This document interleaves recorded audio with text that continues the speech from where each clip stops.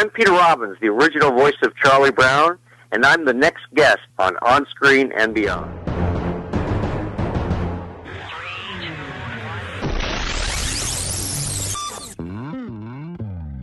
On Screen and Beyond, an inside look into the entertainment world featuring interviews with people from the movie, TV, and music industry, news on upcoming TV and DVD releases, and the rumor mill. And now, here's the host of On Screen and Beyond, Brian Zemrak.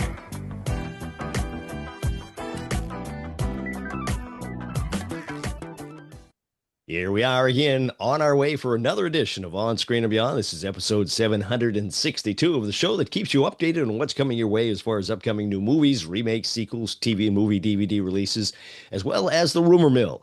And of course, we have our interview segment with a guest from the movie, TV, or music industry. And I think you're going to enjoy this next one. And as you might be able to tell, I've got a little bit of a cold. So, I'm going to dispense with not going to be doing the normal show. We're just going to cut it short and go right into the interview. And continuing what we've been doing here, with last week, we had a guest who was Dr. Elmo for Grandma Got Run Over by a Reindeer. And of course, that was a show that we had done many, many years ago. One of the first episodes in that bunch way back then. And to get you in the Christmas spirit, we're going to continue having all these old shows that, had some great guests. And this week is no different. We're going to be having Peter Robbins. He was Charlie Brown. The voice of Charlie Brown is going to be joining us here at On Screen and Beyond.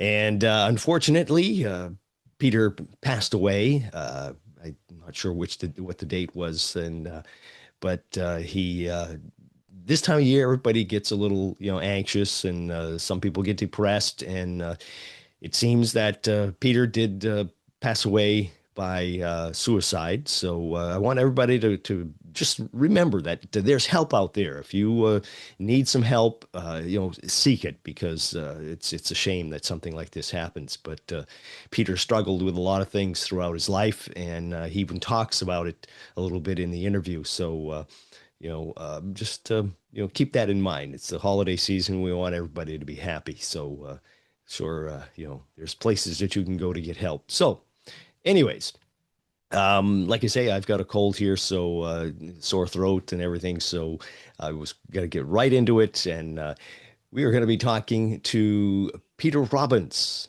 coming up in a few minutes right here on Screen and Beyond.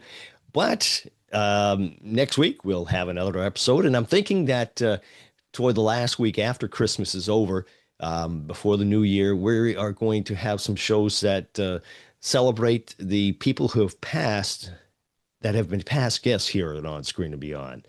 And we'll be going through those in rapid succession. And as far as I was looking through it, and there's probably about 12 different people who unfortunately have passed this year and were past guests on Screen and Beyond. So we're going to honor them, and we're going to have some shows that'll have them doing their interviews for you and everything. So hope you'll enjoy those, and then we'll get into the new year and have some all new guests and everything else. So hope you enjoy it. If you do, you can email me at feedback@onscreenandbeyond.com, and you can communicate with me. And also, if you are out there and you see us post something, if you do, share it with other people, that would be great. So before I start coughing up a lung here or something, we're going to get right into it. Peter Robbins, Charlie Brown, next, right here on Screen and Beyond.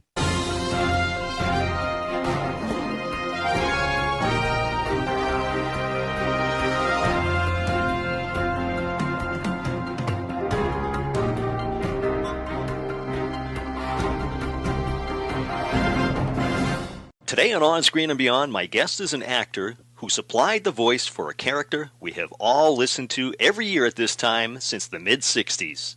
He is the voice of Charlie Brown in A Charlie Brown Christmas and It's the Great Pumpkin Charlie Brown. It's Peter Robbins. Peter, welcome to On Screen and Beyond. Good grief, Brian. What do you want? That's the 58-year-old version of good grief, by the way. If you'd like, I'll give you a 58-year-old version of, ready for this? Here comes the voice. Rats. Okay, And that's free of charge, by the way. Now, see, that's a great way to start out. What, the free part? Well, that too. Yeah, that too. But no, being Charlie Brown is just something that we have lived with, and I'm sure you've lived with it, all these years, but everybody loves it so much they watch it every single year.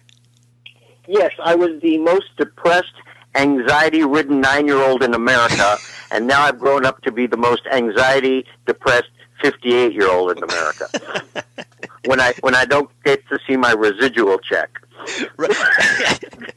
Now, I got to ask you this, because I've talked with a lot of actors who had shows in the 60s and things like that, and they get no residuals because of the way things ran back then. Do you get that, or was it something unusual that you do, or what's the story there? This is how it works. I worked on a Charlie Brown Christmas 3 days. I got paid minimum wage for an actor for a day, which back in 1965 was $125. Wow. So I worked on it 3 days. I believe that comes out to, let's say, $400. I got paid for 5 runs, which comes to $2,000, and that's it. Wow. So for Charlie Brown Christmas, I got paid $2,000. Jeez. I mean, Peter, do you realize how much money they have made on that?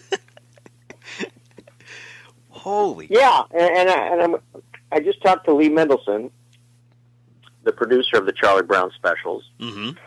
and I said, Lee, who is your first and best Charlie Brown? He goes, you were, of course. And I said, thank you. I'll just be waiting at that mailbox going, hello in there. Where's that check? Now, Peter, tell us how you got the part of Charlie Brown. Well, I was a child actor. I started working when I was 8 months old. I've been in like A Day in Court, Danny Kaye Special, The Donna Reed Show, Rawhide, The Joey Bishop Show, Gunsmoke, Farmer's Daughter, Munsters, Love on a Rooftop, ABC Stage Special, which was Noon Wine, where I worked with Jason Robards, Olivia de Havilland, wow. David Susskind Show, F Troop, Get Smart, FBI, My Three Sons, Dragnet, The Art Linkletter Show, The Dinah Shore Show, ton of commercials, motion pictures like A Ticklish Affair, Moment to Moment, and Now Miguel, Good Times with Sonny and Cher, Boatniks with Stephanie Powers. Yes. And by the way, that was a Disney production and was rated the worst film that Disney ever did. Really? So, I blame Stephanie Powers. She's been a guest on our show, actually. Beautiful woman. I was 13 years old at the time. I lived in Newport Beach. And the storyline was she gave me sailing lessons. And Disney was so cheap that since they didn't have to get me a hotel room, I lived in Newport anyways, I was hired. Of course, I was the cutest kid in the world when I was young, but that's a different story. Wow. Now, so what did you do to get Charlie Brown? Was it like an open cattle call? Open cattle call. Originally, they were just going to get people that were like neighbors of Lee Mendelson up in Burlingame, California, but this is a Screen Actors Guild movie, so they had to get Screen Actors Guild actors. So that's why we got so-called professionals. So anyways, typical thing. You go on a cattle call with probably 100 kids or 125 kids, little girls and boys, and I read for every part, and so I read for Charlie Brown, Pigpen, Linus. Now, I lived in Newport Beach, and that would be a commute of about an hour and a half after school, and basically, I didn't know anything about Charlie Brown, so, my attitude was just kind of like, good grief, can we get this over with? And they go, that's exactly the voice we want. That's right. So a voice that's just like, Am I going to have to try to kick the football again? Really? Really? Good grief. It's funny. I remember doing like the voice of Charlie Brown or something, and it would be like, rats. Mm-hmm, yeah. And they go, okay, take one. Do it again, Pete. Okay. Rats. A little different. Let's try to be a little bit more depressed. Okay. Rats. It's like, how many takes can we do on rats? I know. I mean, God forbid we should go to an actual sentence.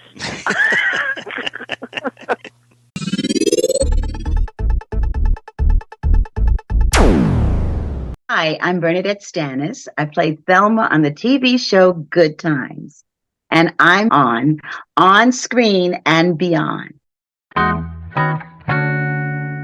So did you know that's the type of character they wanted? Somebody that was, I mean, let's face it, very low key. I mean, no, I never watched.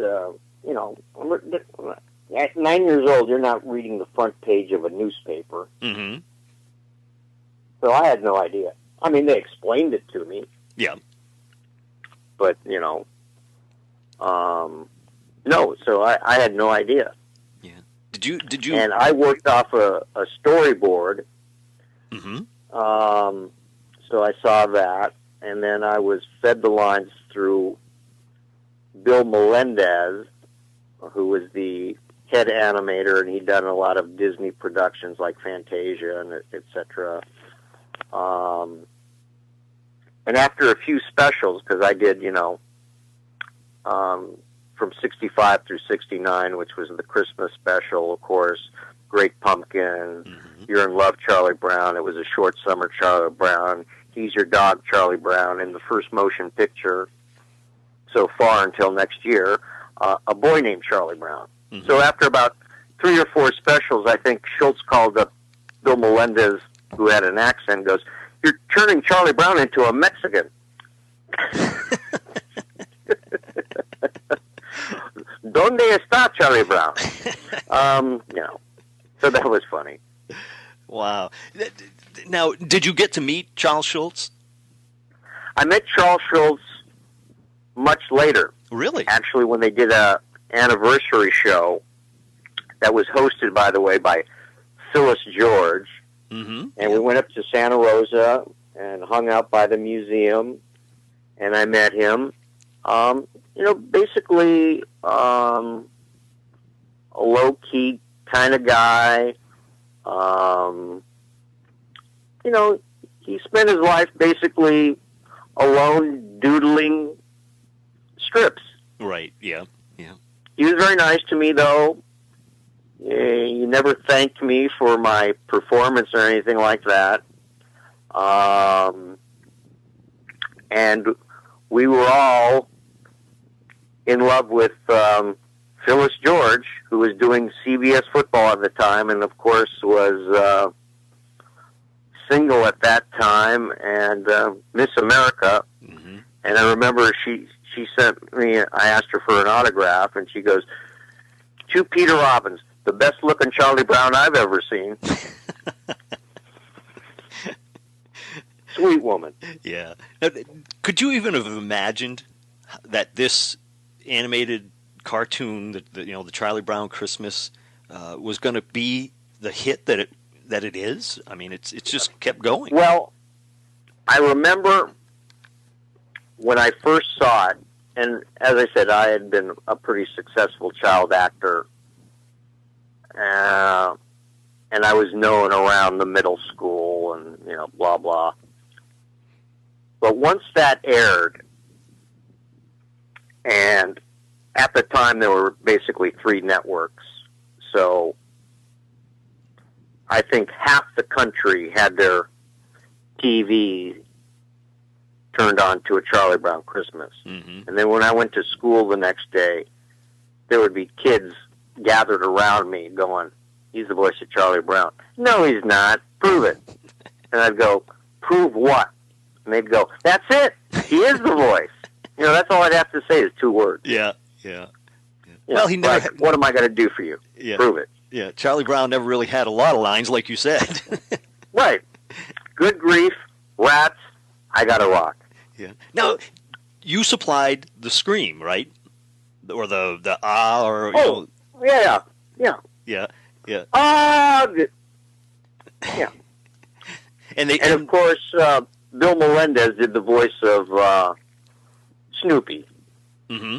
which I believe they taped backwards to get that kind of okay. whatever. Yeah. Huh. Yeah. And then he had to become a Screen Actors Guild member. They went, is he a member of the Screen Actors Guild? No. Okay. So. Wow. Huh, I didn't realize that they that it was that strict. Oh, it's pretty strict. Matter of fact, they came out with an album, Charlie Brown Christmas album. Mm-hmm. And I think to date it's sold 4 million copies. But at the time, I go to the local store and see this, and I'm thinking to myself, well, why am I not getting a piece of the action? Mm-hmm. Yeah. So I called up the Screen Actors Guild, and they called up Lee Mendelson, and I got a check the next day for $700. Wow. So that's good. And I should, and I got to, technically look into this, all the residuals from the other productions. In other words, they show it on the internet.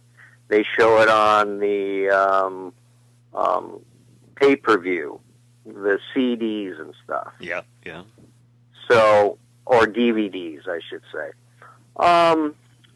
So, basically, it's still, as I joke around, I don't work for peanuts anymore. I go and do these autograph conventions, which I'm on the C list, working my way to the B list, to the A list. For example, Stan Lee goes to a Comic-Con convention.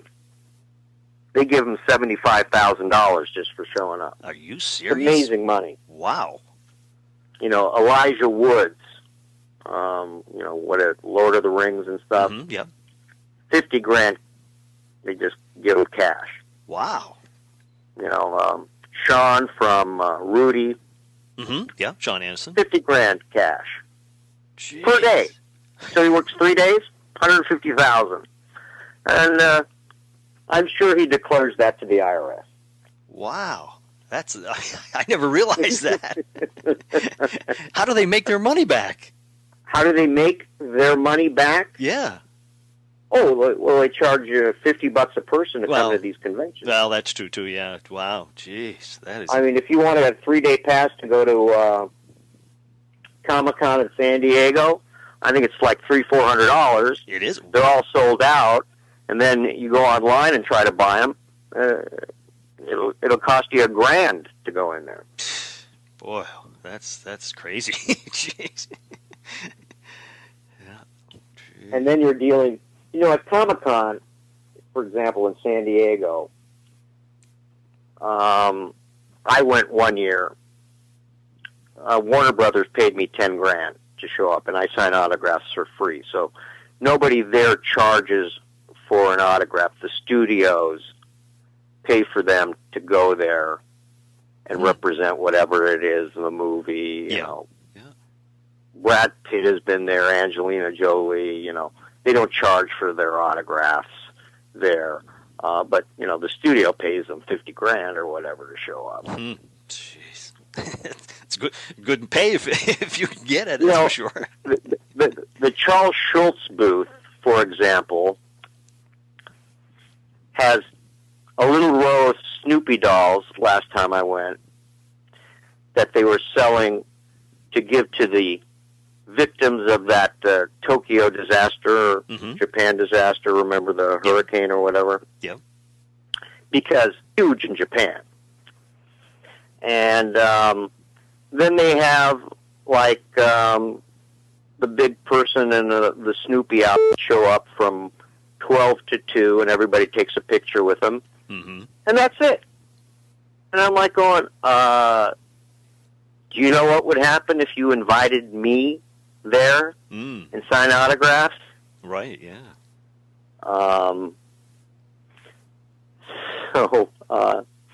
Yeah, I just, what can I say? Yeah, jeez. Now, I was looking at your, your resume, and I'm usually up pretty good on music. I've been a DJ for a long time and everything, but I understand you had a 45 out back in 1968 called "If I Knew Then What I Know Now." That's correct. Okay. As a matter of fact, I can buy that, and I don't get your listeners ahead of me. I can buy that on eBay for like $9, and it says "Never been played." Oh, really? But it's a catchy little tune, and it was it's a little story about a kid and his dad going off to war. It's 1965, so it's really kind of relevant today. And I think if I got a copy of it, it could be re-released because it's the only music where Charlie Brown, the voice of at that time, is singing. And it's a good, catchy little tune, and the B-side of Brown Mouse. Huh. I didn't realize that. Hi, my name is Brandon Routh, and I'm on Screen and Beyond. With that song, did it go onto the charts at all, or was there something that they were just trying to get you into singing? No, this is all done with my mother. My mother came up with that idea. Oh, okay. So okay. It wasn't promoted by, United Feature Syndicate or anything like that. And I don't know. I was told it sold 100,000 copies, but I kind of doubt it. Mm-hmm. It's like me and my stepfather would go to, when they had record stores back then, right. like Tower Records, and we'd buy all the copies. I don't know what it was back then for a little 45, like 75 cents or $1.25 or something like that. Yeah. Jeez. Yeah. Yeah, I remember that. But yeah, so that was interesting when I saw that you had done that. I was just curious. Yeah, and I was a DJ too. I was a DJ in Palm Springs. I started working as a DJ at a rock station there from midnight to 5:30. Mm-hmm. Being paid $6 an hour. Yep. Welcome to the real world, Charlie Brown. Yes. So the beauty of it is, nowadays it's all corporate and all the music is basically all the same and tested and, But not like back then, that's for sure. I worked for a little mom and pop FM station, and the program director I knew was asleep, so I would actually, anybody that called in, hey, I'm, working at Ralph's, like to hear a little Led Zeppelin or, whatever. I'd put it on, and I wouldn't play the, standard cuts. I would go deeper into the album. Mm-hmm. And I had like a huge following. And I remember one time, I don't know, probably around 5 in the morning or something, I was playing a song that wasn't on the playlist. And, well, actually was on the playlist, but I didn't play the song that they wanted me to play on that album. They get a call from the program director, Pete, what the heck are you playing? And I go, oh, I must have hit the wrong button. Yeah, put it on the wrong cue there. Yeah, and I used to have people that were up all night on, let's say, coffee. And they'd go, Pete, we're just sitting around at 4:30 in the morning playing darts. Why don't you come over to our house when you're done? And I go, I'm going to pass on that one. Pete, it's like 3 o'clock in the morning. I'm just calling you. I have my car disassembled on my front lawn. I'm trying to figure out how to put it back together. Would you play something for me? Yeah, you know, these are the activities of... I'll tell you one funny request I got was, so I'm on the air, and I get a phone call, and it goes, I'm with your sister, and you better start treating her right, or there's going to be a problem. And I go, really? Why don't you put my sister on the phone? And I go, Anna, and she was an actress in her own right. She was in Enter the Dragon with Bruce Lee and blah, blah, blah. I go, Anna, who's this knucklehead calling me? He goes, oh, that's Michael Keaton. Oh, jeez. And I go, Batman? He goes, yeah. I go, what are you doing with him? Oh, we're doing the hokey pokey. Jeez. And I said, put him back on the phone. He gets back on the phone. I go, how'd you like to come down to Palm Springs and, you know, we'll do an interview together? And he goes, Palm Springs reminds me of Kmart. Jeez. And I go, well, it doesn't mean Kmart to Bob Hope. Yeah, that's right. Now, Peter, from 68 to 69, you were on a show called Blondie, and you played Alexander Bumstead. Yes, and that was actually a remake. And I was played with Will Hutchins played yes, Will Dad Sugarfoot, Wood. Right? He was Sugarfoot. Correct. Yes. Great guy. Oh, and unknown woman, Patricia Hardy, and a girl that played my sister, Pamela Furden, who also became the voice of Lucy. Oh, really? So it was like this girl is following me everywhere I go. So she was Lucy on some of the shows that you did for Charlie Brown? Yeah, I'm not exactly sure which ones, but I know she was in the motion picture one, A Boy Named Charlie Brown. Ah, okay. And Sally Dreyer was the original voice of Lucy. Mm-hmm. And, of course, Chris Shea was the original voice of Linus, who was replaced by his brother. Oh. So I saw all the voices being replaced one by one, so I knew it was, you know, going to happen to me eventually. It's just, when is it going to I said, happen? good grief, and they said goodbye. Yeah, waiting for the axe to fall. Well, I was the hardest voice to replace. Right, yeah. But And they tried to stick with that sound, right? Well, of course, everybody has to try to imitate it now. Right, yeah. But, you know, I just watched, like, the Thanksgiving Charlie Brown, and, it's just not the same. Mm-hmm. Yeah. So, now, back then when you recorded for Charlie Brown, I know I've been involved with some recordings and things like that, and usually it will be the individual, and then they just piece them all together. But back then, did you do it individually, or did you do it in pairs or groups, or how did you do that? Well, originally, they tried to have us record together, but you got 8, 9, and 7-year-olds. Are you kidding me? Yeah. In a recording studio with drum sets and stuff around, it was like chaotic. So it was all done individually. Ah, okay. Yeah, because I was imagining, like you say, what it was like to have that many kids in the room like that. It'd be crazy. And it was funny. It almost did not get on the air. Really? Why?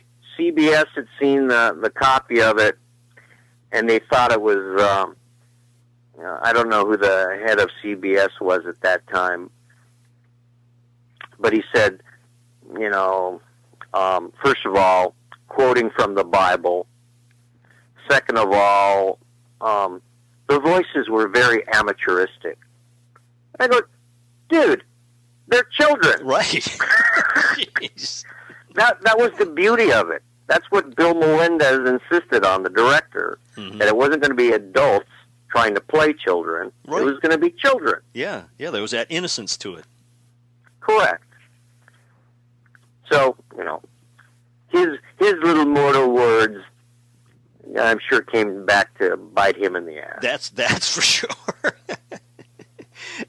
And now you mentioned that all the different shows that you've been on besides that, and Yes. just to pick out a few of them, because I mean these are the shows that I grew up with, so they a lot of them mean something to me. But Sure. Get Smart, you were on that. What was it like being on with not Don Knotts, with Don Adams? Missed it by that much. Yes. Well, I was hired by Mel Brooks. I remember Monday morning we had a read-through at a table, and the read-through was supposed to be at 8 o'clock in the morning. 9 o'clock rolls around. 10 o'clock rolls around. No Don Adams. Oh, jeez. Mel Brooks is running around screaming, "Where's Don Adams? Where's Don Adams?" It's not like back then you had cell phones. Mm-hmm. So he shows up at 10, dark sunglasses, obviously had a little partying going on Sunday. But I was supposed to have a reoccurring role in that. I gave up a movie role to do that. And I played an episode called The Infamous Dr. T, where I played a 9-year-old boy genius that Chaos and Control were competing for to get my suspended animation gun or whatever I created. And I went with Control because Agent 99 was a knockout. Yeah. So after my one episode, which was fantastic, I think, it goes back to the old rule. You don't want to compete on camera with, animals or kids. Mm-hmm. Yep. Because they'll steal the show. Yeah. Jeez. So I did try out for a movie which is interesting called Gentle Ben. You remember that? Oh, yeah. Clint Howard. Right. Yeah. So Clint Howard was an adorable young guy. Obviously grew up to be, let me just be kind, not very attractive. But God bless his brother puts him in every movie. Right, yeah, he does, yeah. But at that time, so it came down to me and him. So they brought us to a place called USA Africa or something, where they actually had lions and tigers and bears. Mm-hmm. So we had to work, him and me, with the bear. And this is a grizzly bear. Not a fake one, not a guy in a suit. No. So to show how friendly and which actor the bear liked, they actually put some bear food in my mouth, and the bear came down and ate it out of my mouth. Oh, jeez. and I'm looking at my mom going, and this is before that happened, but I'm thinking to myself, this is a bear, Mom. Yeah. You know what happened to Sigmund and Freud? Right. If it had been me, I think they would have been hollering, "Clean up on aisle 4," The bear has a bad day, and I'm toast. Right, yeah, jeez. So, I'm actually glad he got the job. And then, I tried out for the Music Man, and Ron Howard got that job. And I go, these Howard kids are killing me. Yeah, you gotta. Geez, those guys giving you a hard time here. They're stealing all the roles. I go, who are these guys? Right. Oh boy. Well, Peter, I'd like to finish up with 2 final questions. All right. All right. Taking us away from Charlie Brown and all the different shows that you were on. Yeah. When you sit and relax and watch TV, and go to the movies or watch movies, what are your favorite TV shows now and of the past, and what's your favorite movies now and of the past? TV shows, I like to watch Drug Inc., So whenever city I go to, I know where to get the drugs. I'm kidding.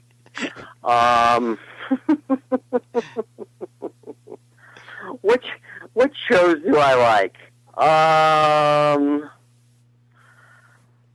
Gosh, I like that Scandal show. Mm-hmm. Yeah, very, very popular. And I'm trying to think, the last movie, one of my favorite movies of all time is The Great Race. Oh, yes, yeah. With Tony Curtis, Yes. Jack Lemmon, and Natalie Wood. Mm-hmm. So I kind of watch the Turner Classic movie stuff. Current movies, I'd like to go see the new Michael Keaton movie. The Birdman? Yeah. Because I think he's a fantastic actor. Matter of fact, I met Henry Winkler the other day at one of the shows, and I said to him, one of the funniest movies I think of all time was that movie Night Shift. Night Shift, yes. Where he played the mortician and they turned it into a prostitution ring. Yes. And Michael Keaton. So funny. Mm-hmm. And he goes, that was the most fun I ever had working on a picture. Really, yeah. And he said, I have a picture of signed of Charles Schultz from A Charlie Brown Christmas in my living room. And I'd like you to sign me an autograph, and I'll put it next to it. And I thought that was so nice. Yeah. And he gave me his picture, to Pete Robbins. He's cool. Henry Winkler. Yeah, geez, that's two classic guys together, that's for sure. Yeah, I get to meet all these celebrities, and they're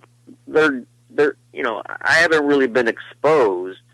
This is the first year I've only been doing these kind of celebrity conventions and Comic-Cons for the last 6 months. Ah, okay. And I go, I'm Pete Robbins. I'm the original voice of Charlie Brown. And they all go, get out of town. You're Charlie Brown and you're stuck in the corner in the back? You should be up here with, George Clooney, for Christ's sake. Oh, I didn't mean to say Christ. But, yeah, you know what I'm saying. So yeah. It is what it is. And I'm working back. I'm trying to do a voiceover demo, put together a reel, see if I can get somebody from, I'll start at the top, ICM, to represent me, and, resurrect my career. Right, yeah. Are there any conventions or anything that's coming up that we can see you in, or at, or in, or whatever? I'm going to a thing, Frank & Sons, which is a collectible convention. There'll be people like people that I want to meet, like LaDainian Tomlinson and Emmett Smith from the Dallas Cowboys, and I don't know who, a bunch of voiceover actors from different movies and stuff. So I'm looking forward to that. The Southern California Motion Picture Society is giving me what they call the Halo Award at the Sportsman's Lodge in Studio City Monday. There'll be 350 people there, and that's going to be fun. So the door is just opening and opening. I got a guy that I met in Dallas that runs celebrity golf tournaments, and I said, well, I got my golf club stolen. He goes, not a problem. I'll call up Nike, give me your measurements. We'll have you a custom set of clubs with Charlie Brown on the bag. Wow. Now, how good a golfer are you? Well, I was, an 18 handicap, one over par. I get a few pars. Maybe on a 3-par I could get a birdie. But, just an average kind of hacker golfer. Yeah. Hey, it's better than me. If the windmill's in my way, I do a lousy job. Well, I met the president of Callaway Golf, and I said to him, even with all the improvements and technology of these golf clubs, the average score of your average golfer hasn't gone up 1 point. And he goes, that's true, but they enjoy the game better. I mean, 18 over par is still 18 over par. But he's right. These clubs are amazing. Oh, I'm sure they are. Yeah. Jeez. Yeah.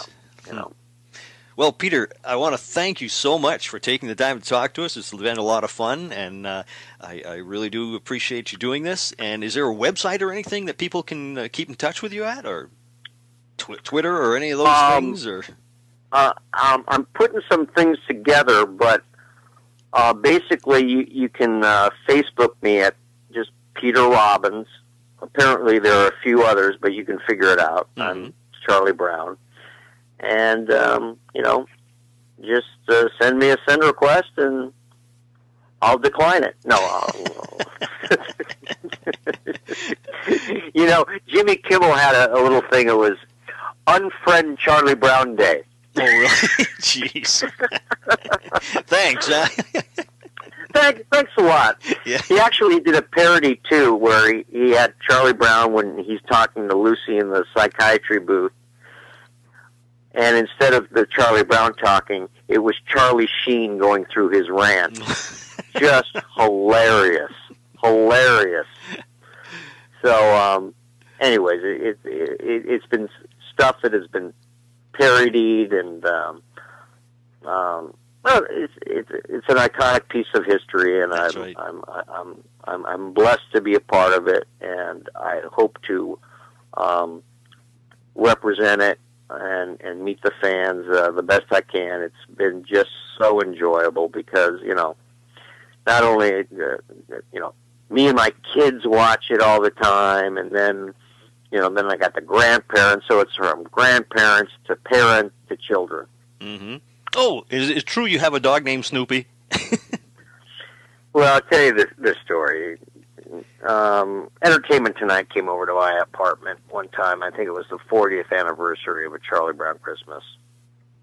And I had an English Stafford Bull Terrier, 85 pounds, beautiful dog. So they go, her name was actually Nikki. So they go, well, what's your dog's name? And I go, Snoopy. Oh, and they love that, man. They ran with that in every news article. I'm sure. Peter Robbins has a dog named Snoopy. But then I did get another dog, and I named it Snoopy, too. Yeah. So you sort of had if to. I get a dog, yeah, it's kind of an obligation. Yeah. It's kind of like, I like pit bulls. They're like beagles on steroids. Well, like you said, I thank you so much, Peter. It's been a real blast talking with you, and I appreciate you doing this. Well, thank you so much.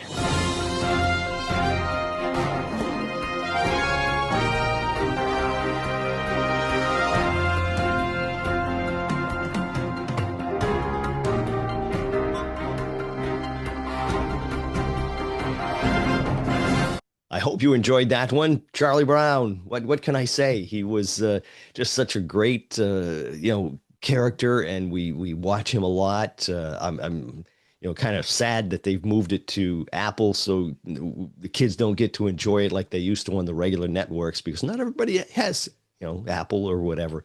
And it's a shame that they don't get to see that show all the time. But anyways, that brings back a little bit of memory for you. Next week, we're going to have another great guest, so keep listening and watching, whichever you're doing. And like I said, we're going to have some more people coming on in the new year, and it's going to be a blast. And we're going to, hopefully get a lot of different things for you. And I thank you so much for listening. And that's it. That's a wrap for this episode of On Screen and Beyond. So until next time, when we once again take you on screen and beyond, I'm Brian Zemrak. Take care.